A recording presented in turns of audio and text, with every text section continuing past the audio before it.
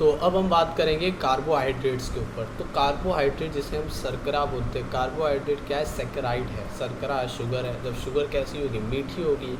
और शुगर जल में क्या हो जाती है? घुलनशील होती है। तो जल में घुलनशील होती हैं और मीठे होती हैं, है ना। सैकराइड्स होते हैं कार्बोहाइड्रेट, क्या होती है? शर्करा होती है। अब ऊर्जा का मुख्य स्रोत है। अब ऊर्जा का मुख्य स्रोत क्यों है? क्योंकि जब हम ऊर्जा की बात करते हैं, जो ऊर्जा वाले फूड्स रहते हैं, तो 3 तरह के फूड्स रहते हैं। एक कार्बोहाइड्रेट रहता है, लिपिड रहता है और प्रोटीन रहता है। और ये क्रम भी इसी तरीके से होता है। जब हम देखते हैं श्वसनीय अभिकारक कौन है जो सबसे पहले अभिक्रिया करके ऊर्जा प्रदान करेंगे, तो वो कौन से होते हैं? पहले कार्बोहाइड्रेट रहते हैं जो कि 1 ग्राम में 4 किलो कैलोरीज देते हैं, ठीक है। और CO2 हानिकारक पदार्थ निकलता है उनमें से जब ये श्वसनीय अभिक्रिया होती है। श्वसनीय अभिक्रिया मतलब कि जब ऑक्सीजन के साथ रिएक्ट करती है, ठीक है, जिसको हम क्या कहते हैं? ऑक्सीडेशन होता है, ठीक है। तो इस तरीके से क्या होता है? 4 किलो कैलोरीज बनती है 1 ग्राम कार्बोहाइड्रेट से, और CO2 हानिकारक पदार्थ बनता है। और जब हम लिपिड की बात करते हैं तो उसमें 9 किलो कैलोरी मिलती है 1 ग्राम लिपिड से। और लेकिन CO2 से भी ज़्यादा हानिकारक पदार्थ बनता है कीटोन बॉडीज़। और जब हम प्रोटीन की बात करते हैं तो उसमें 1 ग्राम में 4 किलो कैलोरी ही मिलती है, लेकिन उसमें कीटोन बॉडीज़ से भी ज़्यादा हानिकारक पदार्थ बनता है, जिसको हम कहते हैं अमोनिया। तो ये हानिकारक पदार्थ के आधार पर कार्बोहाइड्रेट जो है वो प्रथम इस्तेमाल करी जाती है श्वसनीय अभिकारकों में, ठीक है। तो पहले कार्बोहाइड्रेट, जब कार्बोहाइड्रेट निम्न होगी तो उस वक्त लिपिड, फिर लिपिड के बाद प्रोटीन। तो सबसे पहले क्या है? प्रथम श्वसनीय अभिकारक है कार्बोहाइड्रेट। कार्बन के हाइड्रेट्स होते हैं, मतलब कि CHO, कार्बन के हाइड्रेट मतलब हाइड्रोजन और ऑक्सीजन, है ना। जैसे H2O को क्या बोलते हैं? H2O को क्या बोलते हैं? हाइड्रोक्साइड, है ना। नहीं सॉरी, H2O को क्या बोलते हैं? हाँ, तो जिस तरह के H2O होता है ना, हाइड्रो ऑक्साइड जिसे हम कहते हैं, इसी तरह के कार्बन के हाइड्रेट होते हैं, मतलब कि हाइड्रोजन और ऑक्सीजन रहता है, हाइड्रेट ऑफ कार्बन रहते हैं, CHO इस तरीके से रहता है, जिसमें H और O का 2:1 रहता है। मतलब जितनी अगर ऑक्सीजन 1 है तो हाइड्रोजन 2 होगी, तो ये अनुपात रहता है। और ऑक्सीजन और कार्बन का अनुपात समान रहता है। तो हमारा सूत्र एक बनता है CnH2nO9n। तो मतलब कार्बन और ऑक्सीजन तो समान रहेंगी, लेकिन हाइड्रोजन डबल रहेगी। लेकिन इसका अपवाद भी है। ये सूत्र केवल और केवल सब ज़्यादातर 99 चीज़ों में लागू होता है, 90% में, पर 1% ऐसे हैं कुछ क्या कहते हैं हम अणु जिनमें लागू नहीं होता है। जैसे कि एक रहता है हमारा, क्या नाम है उसका? डीऑक्सीराइबोज, जो कि एक पेंटोस शर्करा है जिसमें C5H10O4 रहता है, ठीक है। 5 होना चाहिए लेकिन 4 है। इसी तरीके से दूसरा है रैमनोज एक कौन सा शर्करा? हेक्सोस शर्करा है। हेक्सोस कार्बोहाइड्रेट है, पॉलीसैकेराइड बोलते हैं, तो जिसमें C6H12O5 रहता है, लेकिन 6 रहता है, लेकिन ये अपवाद है रैमनोज में, इस तरीके से रहता है। और डीऑक्सीराइबोज जो कि DNA में रहता है ना, डीऑक्सीराइबोज न्यूक्लिक एसिड में रहता है। ये डीऑक्सीराइबोज कार्बोहाइड्रेट से मिलकर बने होते हैं। अब आगे देखो, कार्बोहाइड्रेट का वर्गीकरण जब हमने देखा तो उसमें 3 तरह के कार्बोहाइड्रेट थे, एक मोनोसैकेराइड और एक ओलिगोसैकेराइड, एक पॉलीसैकेराइड। मोनोसैकेराइड जिसमें एकल कार्बोहाइड्रेट है, ओलिगोसैकेराइड जिसमें मोनो जो जुड़कर, जो 1 से 10 तक बस मोनो जुड़कर जो बनाते हैं ओलिगोसैकेराइड कहलाती हैं। और जो पॉलीसैकेराइड हो वो बहु विषम जो ओलिगोसैकेराइड है या मोनोसैकेराइड मिलकर बनाते हैं, ठीक है, बहुलक होता है मोनोसैकेराइड का, पॉलीसैकेराइड। तो सबसे पहले मोनोसैकेराइड की बात करेंगे। मोनोसैकेराइड यह सरलतम कार्बोहाइड्रेट है। भाई सरलतम में कुछ भी नहीं है, बस कार्बोहाइड्रेट के अणु हैं, मतलब कार्बोहाइड्रेट का एक अणु है, बस यही है कार्बोहाइड्रेट, ये खाली, है ना, मिले विले नहीं है। और यह इनका हाइड्रोलाइसिस नहीं होता। हाइड्रोलाइसिस मतलब कि जल अपघटन, जल में डालकर टूटते नहीं है। मतलब जब कोई चीनी नहीं, जब किसी से जुड़े नहीं है तो टूटेंगे क्यों? एक अणु है बस, है ना। तो हाइड्रोजल अपघटन नहीं होता है। ये सीधी श्रृंखला या रिंग के रूप में मिलते हैं। अणु हैं, आपस में जुड़े हुए हैं परमाणुओं से, है ना, तो एक सीधी श्रृंखला के रूप में या रिंग के रूप में मिलते हैं। जैसे एग्जाम्पल ग्लूकोज का C6H12O6। तो किस तरीके से, एक तो मान लो सीधी श्रृंखला है, ऐसे कर सॉरी जैसे कार्बन कार्बन की ऐसे श्रृंखला है सीधी, जिसमें कि इधर पहले ऑक्सीजन जोड़ दिया, इधर हाइड्रोजन, फिर OH, फिर H, फिर H, फिर OH, फिर OH, OH, OH जोड़ते हुए फिर लास्ट में H। इस तरीके से सीधी श्रृंखला है और एक पूरी रिंग टाइप की है, जिसमें CH2OH हमने एक कार्बन पे जोड़ दिया, फिर ऑक्सीजन जोड़ दिया, फिर इधर कार्बन जोड़ा, जिसमें ऊपर H है, नीचे OH है, फिर इधर कार्बन, नीचे H, ऊपर नीचे OH, ऊपर H, फिर से नीचे H, ऊपर OH, फिर इधर OH और H। इस तरीके से हमने एक पूरी रिंग टाइप की क्या बना दी, 6,6H12O6 का हमने ये स्ट्रक्चर बनाया है। ठीक है, उसके बाद एनोमर क्या होता है देखो। अब देखो ये जो हमारे हैं वो मोनोसेक्राइड, एनोमर क्या कहलाते हैं, जब इसी रिंग में जो हमने रिंग बनाई है, इसमें जब पहले कार्बन में हाइड्रोजन और OH और हाइड्रोजन की अदली बदली हो जाती है पहले कार्बन में, तो बनता है हमारा, जब पहला मान लो जो मैंने अभी बताया वो, तो उसको हम कहेंगे अल्फ़ा ग्लूकोज। और जब इसी में बदली हो जाती, मतलब नीचे H आ जाता, ऊपर OH हो जाता, तो उसे हम कहते हैं बीटा ग्लूकोज, है ना। तो इसे हम कहते हैं एनोमर।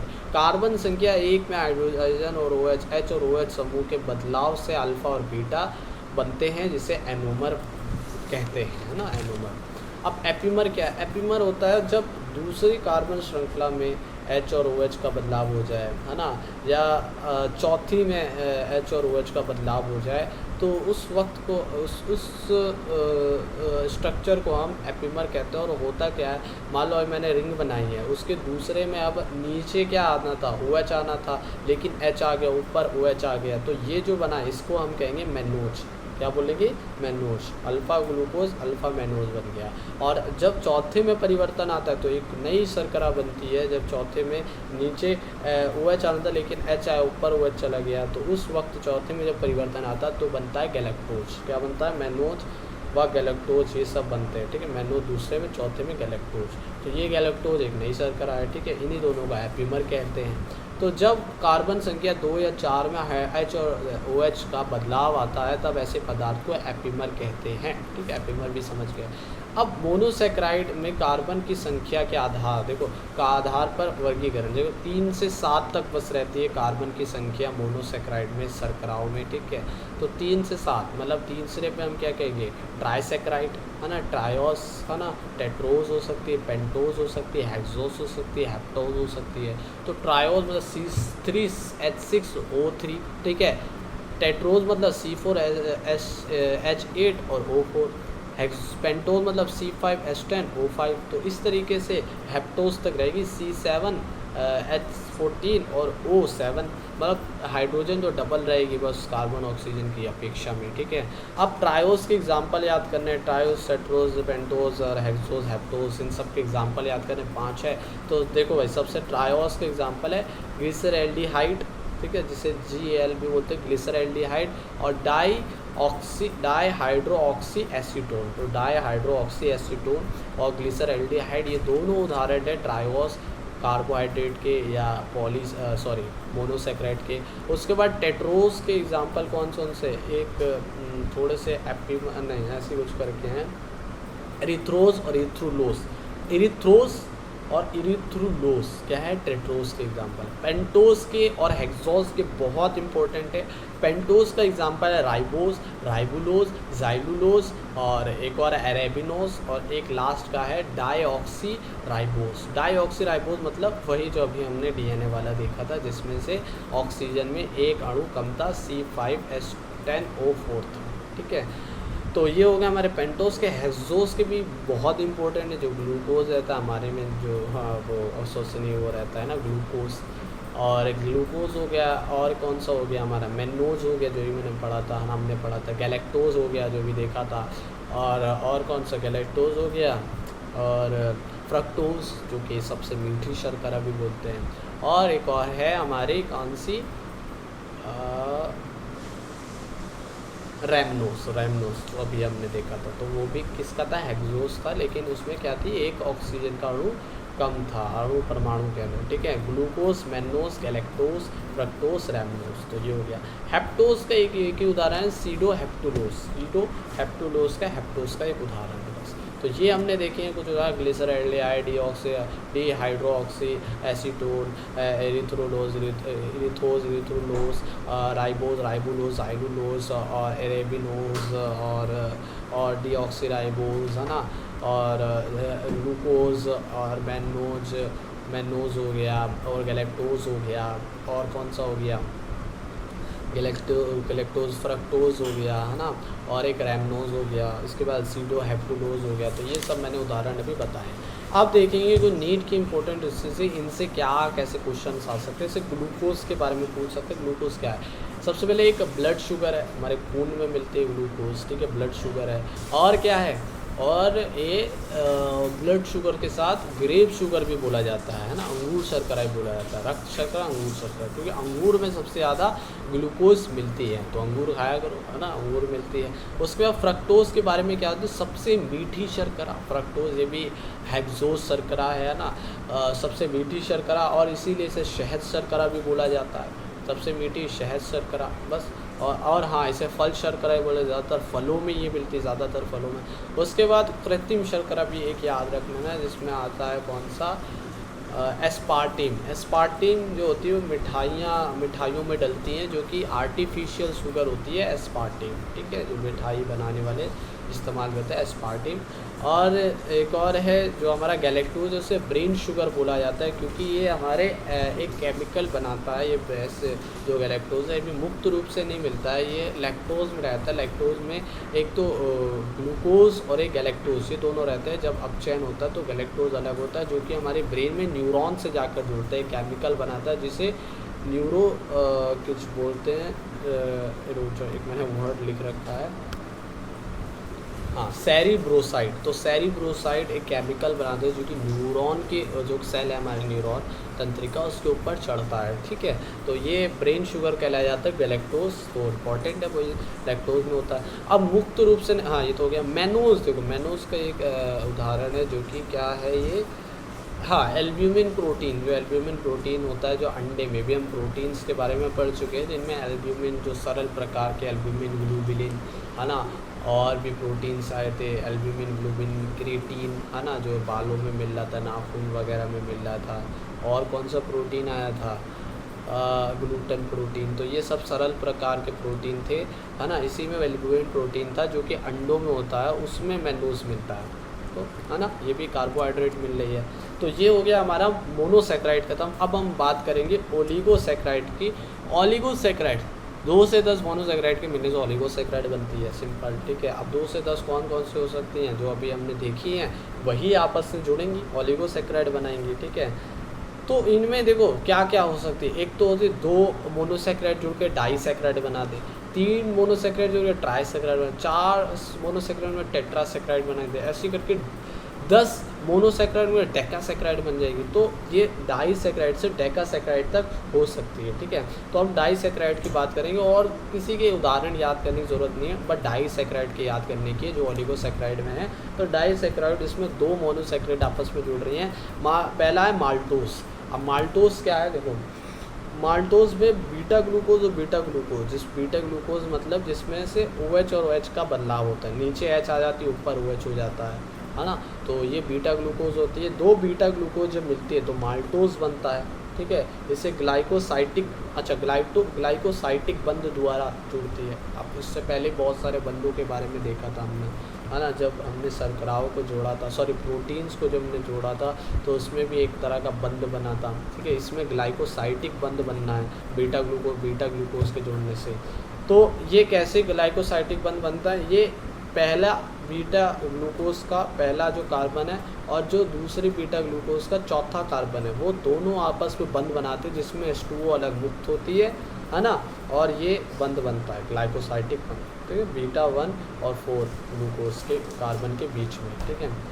अब इसे माल्ट शुगर भी कहा जाता है। वो माल्ट शुगर, माल्ट शर्करा उसे कहते हैं, ज़्यादा ध्यान देने की ज़रूरत नहीं, फिर भी माल्ट शुगर हम उसे कहते हैं। जैसे जौ के दाने रहते हैं, जब हम उसे बिल्कुल सुखा लेते हैं, शुष्क कर लेते हैं, जिसमें से सारा जल निकल जाता है, अपघटन हो जाता है, तो जो उसमें माल्ट शर्करा, जो जौ के दाने रहते हैं, है ना, वो क्या कहलाते हैं, माल्ट, उसे माल्टिंग कहते हैं, जो उसे सुखाना होता है। तो उससे आगे जाके क्या बनाई जाती है, शराब बनाई जाती है, ठीक है। तो वही माल्ट शुगर कहलाती है, जो जौ के दाने। तो वही है यहाँ पर माल्टोज, इसी माल्ट शुगर के नाम से माल्टोज शब्द बना है, माल्ट, है ना। तो माल्टोज याद रखना, बीटा ग्लूकोज से उसे।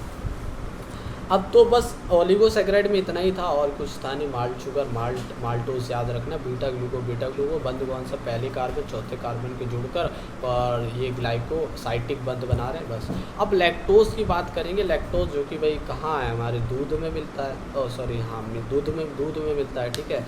तो ग्लूकोज और जब गैलेक्टोज ये दोनों मिलता है, अभी बात करिए लैक्टोज में तो होता है ग्लूकोज गैलेक्टोज, जब ये दोनों जब जुड़ती है। अच्छा इसका एक और उदाहरण है, सॉरी, तो अभी हम डाइसैकेराइड की बात कर रहे हैं। तो लैक्टोज में क्या है कि ग्लूकोज और गैलेक्टोज जब आपस में मिलते हैं तो लैक्टोज बनता है, और सबसे कम मीठी शर्करा है, सबसे कम मीठी शुगर है ना। जैसे दूध में रहता है, दूध कम मीठा रहता है ना, इसी कारण रहता है क्योंकि इसमें ग्लूकोज और गैलेक्टोज रहता है, क्योंकि बहुत कम मीठी शर्करा होती है ये, ठीक है।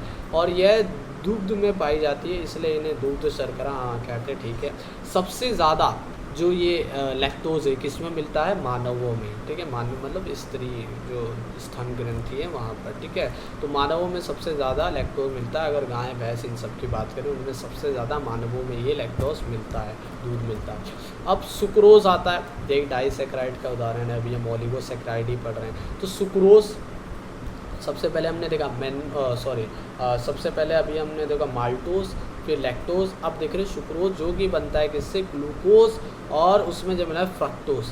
अब फ्रक्टोज मिला सबसे मीठी शर्करा, भाई मीठा होगा सुक्रोज, तो से मिलकर बनता है जो कि केन और टेबल शुगर कहते हैं। केन मतलब गन्ने के जो रस में होती है ना शर्करा, जिससे गुड़ भी बनाया जाता है, हाँ। और जो हम इस्तेमाल में लेते हैं टेबल शुगर, जो चीनी होती है वो उससे गुड़ से बनाई जाती है चीनी। तो ये उसमें रहती है सुक्रोज जो कि ग्लूकोज और फ्रक्टोज से मिलके बनी होती है।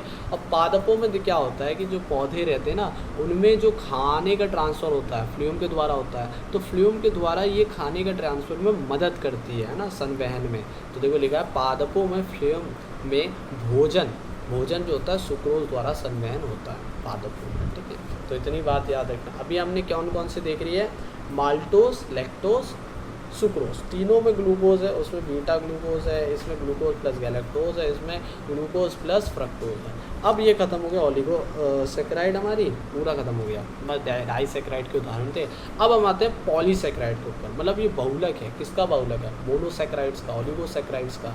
इन्हें ग्लाइकेन भी कहा जाता है, ग्लाइकेन इन सब में। जैसे यह दो प्रकार के होते हैं, होमो पॉलीसैकेराइड होते हैं, हेटेरो पॉलीसैकेराइड। होमो मतलब समान, समान क्या होते हैं भाई, सम पॉलीसैकेराइड होते हैं, विषम पॉलीसैकेराइड मतलब जिसमें कि समान एक ही मोनोसैकेराइड से मिलकर बने होते हैं पॉलीसैकेराइड, उसमें अलग अलग मोनोसैकेराइड से मिलकर पॉलीसैकेराइड बने होते हैं। तो समान में जैसे होमोसैकेराइड बोल रहे हैं, होमो पॉलीसैकेराइड बोल रहे हैं कि एग्जाम्पल हम देखेंगे जैसे सेल्यूलोज। अब सेल्यूलोज जो होता है वो 6000 से 10,000 बीटा ग्लूकोज की सीधी श्रृंखला के जुड़ने से निर्मित होता है। तो ग्लूकोज से ही बनना है, बीटा ग्लूकोज से बनना है 6000 से 10,000 जो है सेल्यूलोज। और ये सेल्यूलोज है कि ये भाई पादपों की कोशिका भित्ति है और सबसे अधिक कार्बनिक पदार्थ है इस पूरी पृथ्वी का, क्या, सेल्यूलोज। तो यह पादपों की सेल वॉल है, ठीक है, कोशिका भित्ति है और इस पृथ्वी पर मिलने वाला अधिकतम कार्बनिक पदार्थ है। और इसी से हम पेजेस बनाते हैं। जो पेज है ना ये किससे बने, सेल्यूलोज से, ठीक है। और सबसे ज़्यादा कार्बनिक पदार्थ जो है ना, कार्बनिक कंपाउंड है, वो भी क्या है, सेल्यूलोज है। याद रखना 6000 से 10,000 जब बीटा ग्लूकोज जुड़ते तो उससे बनता है।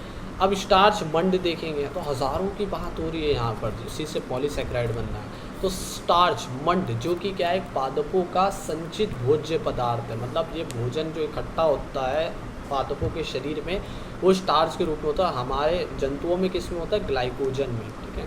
तो मंड स्टार्च पादपों में संचित भोज्य पदार्थ है।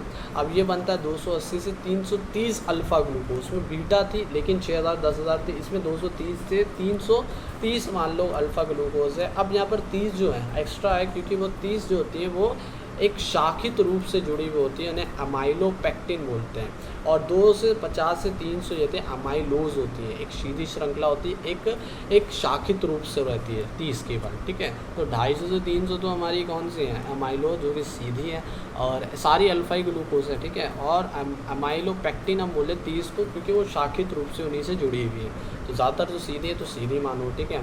तो अल्फ़ा ग्लूकोज से बनी रहती है हमारी स्टार्च मंड। अब ग्लाइकोजन की बात करते हैं, तो मंड खत्म हो गया, स्टार्च जो कि एक भोज्य पदार्थ है पादपों का। अब हम किस पे आ गए हैं, ग्लाइकोजन, जो कि ये भोज्य पदार्थ है जंतुओं का, ठीक है। अब यहाँ पर जो जंतुओं और कवक का संचित भोज्य पदार्थ है बचा, जो इसमें भोज्य स्टोर करते हैं, ठीक है। और ये 1700 से 6 लाख अल्फ़ा ग्लूकोज, उसमें कितने थे, 280 से 330 थे अल्फ़ा ग्लूकोज। इसमें अल्फ़ा ग्लूकोज हैं 1700 से 6 लाख, वो भी कैसे, शाखित रूप से, और शाखित श्रृंखलाओं में जुड़ने से, मतलब शाखित रूप से। और जंतुओं में ग्लाइकोजन जो होता है कहाँ स्टोर होता है, पादपों में तो होगा स्टोर, से दे नहीं रखा है। और जंतुओं में कहाँ होगा, यकृत में, लीवर में, और कहाँ होगा, मांसपेशियों में, जो मसल्स है उनमें। और सबसे ज़्यादा कहाँ होगा, लीवर में, यकृत में। तो ये तो नहीं ध्यान रखना। अब काइटिन की बात करते हैं। अब ये काइटिन क्या है, कवक की कोशिका भित्ति है काइटिन, है ना। काइटिन यह कवक की सेल वॉल है, कोशिका भित्ति है। और ये किससे बनी होती है, ये होती है एन एसिटाइलग्लाइकोस अमीन, NAG से जुड़ने से। अब ये NAG कहाँ होता है, OH जो समूह रहता है तो दूसरे कार्बन पे रहता है, उसके हटने से या उसी में जुड़ने से, किसके, NaH के, NAG के, तो उससे NgCOCH3 के, है ना, CO के साथ क्या है, NgCH3 जुड़ गया, तो उससे ये बन गया है क्या, काइटिन, जो कि किसकी कोशिका भित्ति है, कवकों की। कवक मतलब फंजाई की, ठीक है। अब इस पृथ्वी पर दूसरा अधिकतम मिलने वाला कार्बनिक पदार्थ है क्या, काइटिन। पहला कौन सा था, याद करो कौन सा था, हमारा सेल्यूलोस। और यहाँ पर दूसरा क्या है, काइटिन। और सेल्यूलोस से बनाई जा रही थी क्या, पेजेस वगैरह, तो काइटिन भी खत्म हुआ। अब हम देखते हैं विषम पॉलीसेक्राइड। अभी सम देख रहे थे एक ही जैसे, जो मोनोपॉलीसेक्राइड। अब हम देखेंगे कौन से, हेटेरोपॉलीसेक्राइड, विषम पॉलीसेक्राइड। इसमें कौन सा था, सबसे पहले 2 ही उदाहरण है, हेमीसेलुलोज और पेक्टिन। ये दोनों हेमीसेलुलोज और पेक्टिन जो होते हैं वो पादपों की कोशिका भित्ति में होते हैं, सेल वॉल में होते हैं, ठीक है। और ये हेमीसेलुलोज बना होता है किससे, मैनोज से, गैलेक्टोज से, और जाइलुलोज और अरेबिनोज, ये याद रखना है। मैनोज जो कि किसका है भाई, हमारे हेक्सोस शर्करा है, ठीक है। गैलेक्टोज भी हेक्सोस शर्करा है, जाइलुलोज भी, जाइलोज किसकी शर्करा है, ये शर्करा है पेंटोज शर्करा है, और अरेबिनोज भी पेंटोज है। तो 2 हेक्सोज 2 पेंटोज मिलकर क्या बना रही है, हेमीसेलुलोज, जो हज़ारों अणु जब इसके जुड़ेंगे ना हेमीसेलुलोज बनेगा।